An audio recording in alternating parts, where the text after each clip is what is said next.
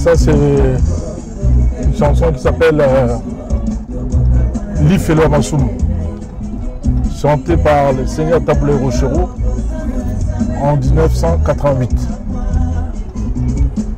Une très belle chanson qui n'est pas sortie ici au Congo tout simplement parce que il n'était plus en odeur de sainteté avec l'ancien régime incarné par le défunt président Mobutu. J'ai quand même une discographie assez fournie, je dirais de toute la musique congolaise. La rumba va être un patrimoine culturel. On se bat pour qu'il devienne un vrai patrimoine.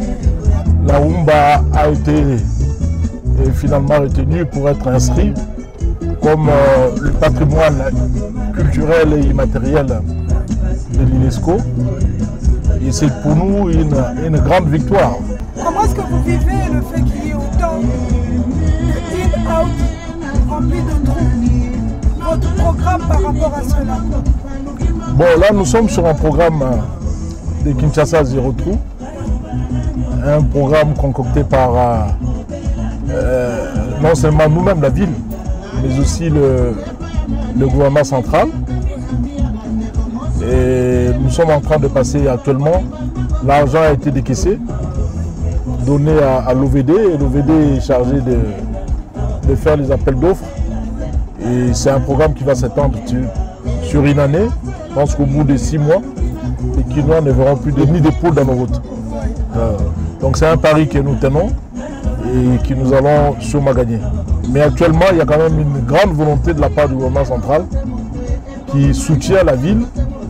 Bon, comme j'ai dit, il y a plusieurs programmes initiés par le président lui-même, notamment le programme Thierry Gelou, qui vise aussi à colmater les brèches. Est-ce que le gouverneur, il arrive aussi que quand vous venez avec votre projet au niveau du gouvernement et que selon vous c'est une priorité et pour eux c'est recalé, comment est-ce que vous agissez par rapport à cela? Nous avons notre propre projet. La Constitution nous donne les 40% des recettes à retenir à la source. Oui. Mais ça ne se fait pas depuis des années. Ça ne se fait pas, on parle de rétrocession et cette rétrocession aussi n'arrive pas tout le temps. Donc c'est ça la grande difficulté que nous avons. Et surtout que notre budget de la ville dépend à plus de 80% du gouvernement central. Vous voyez que même si on peut mobiliser, nous à notre niveau, les 20%, ça ne suffira jamais pour développer cette belle et grande ville. Vous avez milité pour le gouvernorat du Maïndombe et aujourd'hui vous êtes à Kinshasa. Mais le peuple quinois a l'impression que votre cœur est encore là-bas. Qu'est-ce que vous pouvez dire par rapport à cela? Bon, j'ai été le tout premier gouverneur élu de cette belle province de Maïndombe. Mais j'ai quitté la province de Maïndombe pour d'abord être élu sénateur, ensuite gouverneur de la ville de Kinshasa. J'ai quitté la province de Maïndombe. D'ailleurs, depuis que j'ai été élu gouverneur ici, je ne suis pas retourné dans les Maïndombe. Mais beaucoup des élus de notre province d'origine se réfèrent souvent à moi pour régler pas mal de dossiers. Voilà. Mais il faut aussi reconnaître que la plupart des élus ont été élus aussi grâce à moi, énormément. Ils ont été élus grâce à moi. Il y en a beaucoup qui ont été élus grâce à moi, énormément. Je suis natif de cette ville, j'ai grandi ici jusqu'à l'âge de 20 ans, je suis parti en Europe. Mais mon cœur et mon esprit battent toujours pour Kinshasa. Depuis ma naissance, mon enfance, ma jeunesse, et tout ça, mon âge avancé, j'ai toujours pensé à Kinshasa. Même si j'ai vécu un petit peu en Belgique, notamment à Louvain-la-Neuve, et ensuite à Paris, mais mon cœur bat toujours. Voilà. On a toujours battu pour ma ville. Voilà. Mais Kinshasa Bopeto, c'est une vision. C'est une vision qui interpelle d'abord les Kinois, qu'il n'est pas normal que nous soyons les premiers à déverser de la saleté, des immondices, la crasse sur nos avenues, sur nos devantures de maisons, sur des places publiques. Tout ce qui se passe à travers le monde en ce qui concerne la salubrité, qu'il s'agisse de l'Europe, de l'Afrique, parce qu'aujourd'hui on parle beaucoup du Rwanda, vous allez voir que dans tous ces pays, les citoyens de ces pays-là, ou bien les habitants de toutes ces villes-là, Paris, Bruxelles, New York, ne déversent pas les immondices. Je vais vous donner un exemple. Avant 2005, le boulevard du 30 juin ici n'était jamais inondé, ou bien les centres-villes. Il n'y avait pas d'inondation en ce qui concerne les centres-villes de Kinshasa. Mais depuis que les gens ont pris l'habitude de construire le long des lits majeurs des rivières, même des lits mineurs des rivières, les gens ont pris l'habitude de jeter les immondices dans des rivières, dans des caniveaux. Ça rétrécit les lits de rivières et quand les pluies arrivent, il y a débordement des eaux et puis ça crée des inondations. Et nous ne prenons même pas conscience de cela. Alors, les gens qui construisent également le long des rivières, donc sur les lits majeurs, la ville, quand bien même nous avons la volonté de faire du curage, nous ne pouvons pas le faire parce qu'on n'a pas des engins amphibies pour entrer dans l'eau et faire le curage. Quand vous parlez de tout ça, est-ce qu'on voit aussi le côté recyclage? Parce que c'est quand même important. Je crois que dans votre programme, vous avez parlé aussi du recyclage. Bon, le plus grand défi que nous avons en ce qui concerne la salubrité de la ville de Kinshasa, c'est notamment les recyclages. Alors, nous sommes en train de travailler d'arrache-pied avec une société qui s'appelle Cambridge, une société qui a pignon sur rue en Afrique ici, qui a une expérience africaine avérée. Elle travaille à Addis Abeba, où elle produit déjà, donc elle fait déjà le recyclage de déchets avec à la clé la production de l'énergie. Nous sommes en train de dupliquer la même chose ici à Kinshasa. Je pense que dans les jours qui viennent, les choses iront pour le mieux en ce qui concerne le recyclage des déchets. Donc c'était un grand projet de plus de 600 millions de dollars que la société cette société va pouvoir investir ici dans notre ville. Et comme j'ai dit, le programme Kinshasa Bopeto, c'est un programme assez vaste qui vise d'abord les changements de mentalité. Et ces changements de mentalité, là, c'est dans tous les domaines. C'est comme ça que je vous ai dit que Kinshasa Bopeto renferme les vraies prémices du développement de la ville de Kinshasa. Et si tout le monde nous écoutait, tout le monde respectait nos consignes, cette ville serait propre, hyper propre même. Voilà.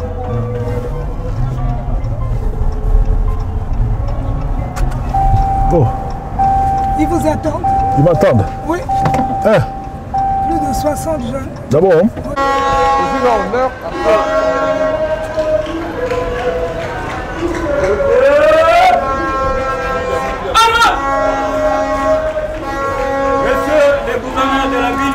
de Kinshasa.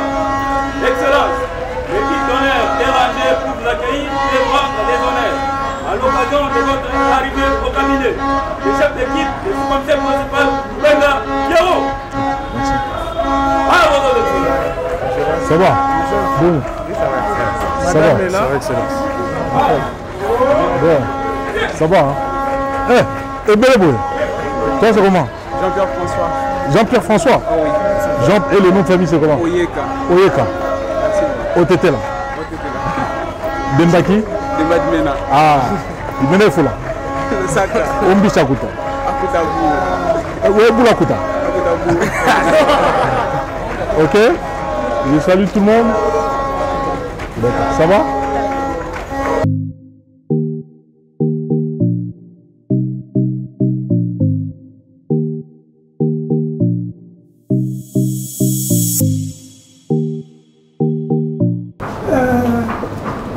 aller déjà dans la salle.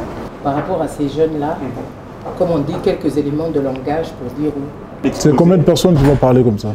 Non, moi j'ai sélectionné au moins 15 personnes. Qui vont parler? Qui vont parler. Ah, d'accord. Ça sera très court parce qu'on va délimiter dans le temps. Il y en a beaucoup, ils sont Si 80. aussi le temps ne permet pas, on peut toujours le réduire, il n'y a pas de souci. C'est à eux de me poser des questions, moi je vais répondre. Si tu préfères par question. Là, ça va réduire aussi certaines questions. Mais oui, mais s'il y a des...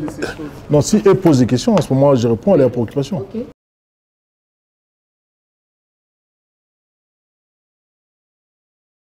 Nous sommes là aujourd'hui parce que l'un de vous m'avait contacté et m'a demandé si c'était possible que le gouverneur puisse recevoir les jeunes et échanger avec eux. L'occasion s'est présentée, ça s'est fait très vite.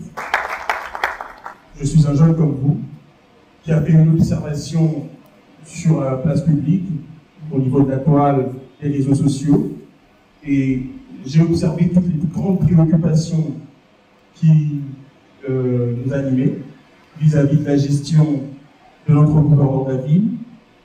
Et c'est sur base de ça que j'avais quand même pris l'initiative de contacter, entrer en contact avec la ministre Yvette Tabou, discuter avec lui, lui proposer une rencontre entre le gouverneur et les jeunes.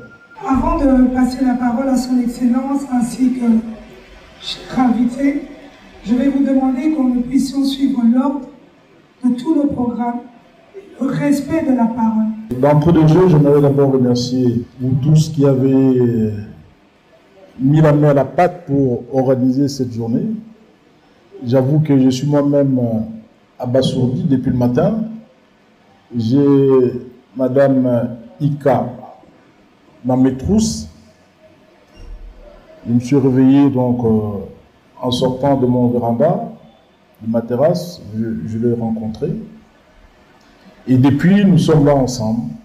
Donc j'ai passé pratiquement la journée avec elle, mais dans le bon sens. Hein. Okay. Ça n'arrive pas tous les jours de voir des gens, surtout les jeunes, se mobiliser pour une même cause, celle de la ville de Kinshasa. Pour cela, j'aimerais vous remercier et j'ai dit tout simplement chapeau bas.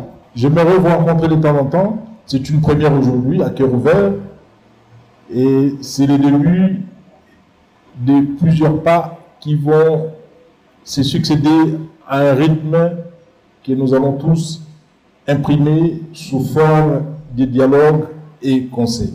Encore une fois, merci.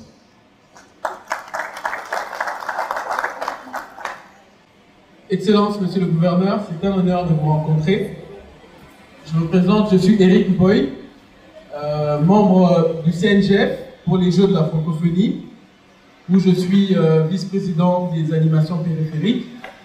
Alors, c'est un honneur pour moi de vous rencontrer, mais également une préoccupation.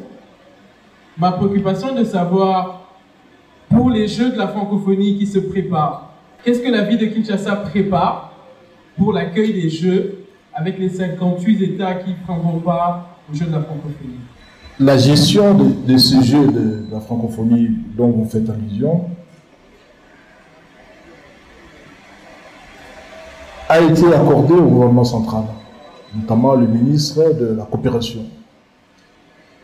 Et depuis pratiquement 6 mois, le président a nommé un coordonnateur pour gérer les projets de jeu de la francophonie.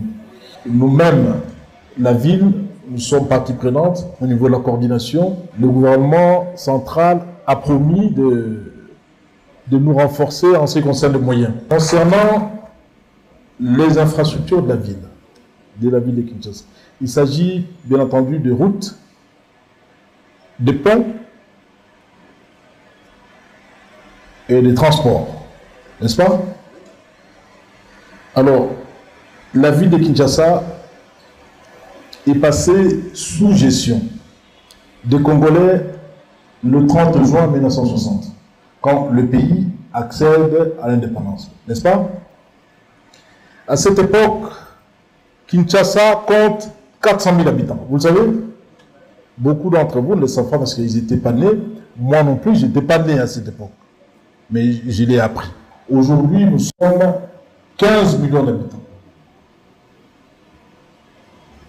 Lors de notre avènement à la tête de la ville, avant de commencer notre travail, nous avons fait ce qu'on appelle l'état de lieu de la ville.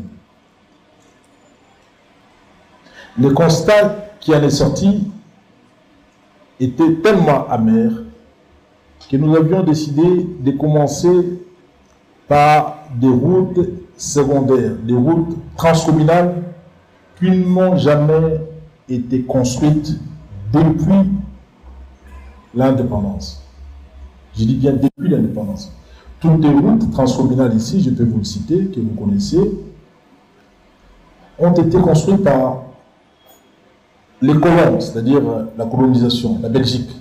Il s'agit de l'avenue Kassavubu qui part de la commune de la Gombe jusqu'à Kitamo Magasin, en passant par la commune de Kinshasa, de Kalamou, de Kassavubu, de Ngiringiri, de Bandarougwa et de Kitambo. Nous avons l'avenue de Poilour, vous la connaissez bien. Nous avons la route bypass, ce sont des avenues transcommunales. Nous avons l'avenue Kassavubu, je l'ai cité déjà l'avenue Kassavubu. Nous avons l'avenue de Willery. Nous avons le boulevard du 30 juin. Actuellement, nous sommes en train de travailler simultanément sur l'avenue Lenguessa, elle traverse la commune de Kassavubu, la commune de Ngiringiri, celle de Kalamou, et traverse la commune de Boumou, la commune de Makala, la commune de Selembaou, pour déboucher sur l'avenue Bypass au niveau de la commune de Mongafula. C'est-à-dire environ 7 communes en même temps. Notre budget de la ville dépend à 80% du gouvernement central. À 80%, je dis bien 80% du gouvernement central. Et que celui-ci a du mal à être décaissé, c'est-à-dire avec toute la bonne volonté du monde, avec toute l'ambition ou bien la volonté que nous pouvons avoir pour le développement des infrastructures de cette ville, avec le peu de ressources qui nous arrivent, ça sera difficile. Néanmoins, nous sommes en train de travailler, nous sommes en train de nous battre avec les moyens de bord pour réaliser les exploits que je viens de citer. Il n'y a pas de route. Il n'y a pas de route. Nous avons parlé des infrastructures et comme je l'ai dit tout au début, Kinshasa, sans le train urbain, on ne pourra pas avoir un transport en commun de qualité, on ne pourra pas non plus en découdre avec les embouteillages. Et je vais plus loin pour vous dire que Kinshasa, votre ville bien-aimée, sans un train urbain, sans un tramway, il ne vaut même pas un franc congolais. Dieu merci, le nouveau leadership incarné par le président de la République, le président Félix Antoine Tshisekedi Tshilombo, il se bat, il est en train de s'organiser avec son gouvernement pour que nous puissions, nous, Kinshasa, avoir un train urbain. Et la ville également fait des démarches pour la même cause. Je pense que dans les jours qui viennent, nous allons poser notre première pierre pour réhabiliter d'abord le 22 km du réseau ferroviaire qui part de la gare centrale jusqu'à le 22 km, de la gare centrale jusqu'à Massimo. Donc c'est un défi énorme que nous comptons réaliser. Qu'on me désigne, ne serait-ce qu'un seul gouverneur qui a construit 1 km de route avant moi. 1 km de route. Qu'on me désigne seulement un seul. Qui a construit 1 km de route. Seulement 1 km. Alors, je vais vous dire, Elenguessa, c'est le plus grand défi des routes jamais existé ici dans cette ville. Sur cette route, il y a 2 ponts. construire. Nous avons construit un talus de plus d'1 kilomètre. Un talus de plus d'1 kilomètre. Nous avons construit une glissière de plus de 700 mètres pour les évacuations des eaux de ruissellement. Nous avons délogé les gens. Nous avons fait des expropriations, comme on appelle. Des gens qui avaient construit sur l'emplacement réservé à la route. Ces gens-là, nous les avons expropriés et ils ont été dédommagés. Il n'y a pas de bruit, hein. Personne n'en parle. Nous avons terrassé des érosions de plus de 30 mètres de profondeur. Ce monsieur qui s'appelle Adi Macha, un Congolais de père, de mère et de femmes, mais vu que c'est le concept actuel, il faut le dire, hein, il ne faut pas avoir honte de nous affirmer comme Congolais de père, de mère et de femmes. Alors, consommons Congolais, non? N'est-ce pas? Alors, ce monsieur, bon, c'est celui qui fait la route de l'Église. Il fait la route, il fait les caniveaux, il fait les accotements. Nous avons été d'abord avec GECO, hein, avec le président de la République. Vous avez vu la marée humaine qui est venue accueillir le président. Et les jours de l'inauguration, c'est le président qui ira donc inaugurer cette route qui va d'ailleurs porter son nom. À tout seigneur, tout honneur, j'ai promis au président que je débaptiserai cette route qui s'appelle aujourd'hui Adengesa au nom de Félix Antoine Tshisekedi Tshilombo.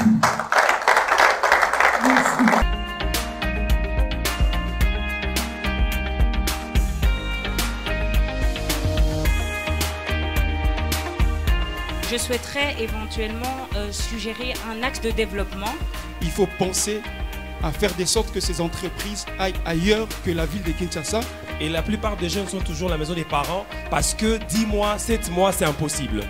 Le partenariat jeunesse-gouvernement de Kinshasa est impératif pour que ce pays marche. Donc c'est à vous de vous organiser dès maintenant à soutenir les bonnes initiatives. C'est tout ça que je vous demande, parce que ça va vous rattraper.